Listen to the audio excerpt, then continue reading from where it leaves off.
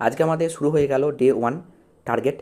1 নম্বর question, জলীয় copper সালফেটের দ্রবণের মধ্যে H2S গ্যাস চালনা করলে কী ঘটে সমিত সমীকরণ সহ লেখো। তরল অ্যামোনিয়ার একটি ব্যবহার লেখো।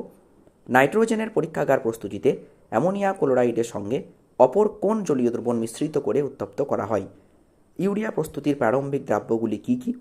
লেড নাইট্রেটের জলীয় দ্রবণে H2S গ্যাস চালনা করলে যে কালো রঙের অধক্ষেপ পড়ে তার সংকেত লেখো। আম্লিক পটাশিয়াম ডাইক্রোমেট জলীয় দ্রবণে H2S গ্যাস চালনা করলে বর্ণের কী পরিবর্তন হবে।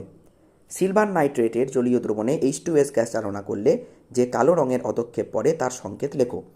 ধূমায়মান সালফিউরিক অ্যাসিড কি। লাইকার অ্যামোনিয়া কাকে বলে। H2S গ্যাসকে কোন নিরোধক দ্বারা শুষ্ক করা হয়। ওলিয়াম কি। স্পর্শ পদ্ধতিতে ব্যবহৃত অনুঘটক কি। জলীয় কপার সালফেটের দ্রবণের মধ্যে H2S গ্যাস চালনা করলে কী ঘটে সমিত সমীকরণ সহ লেখো।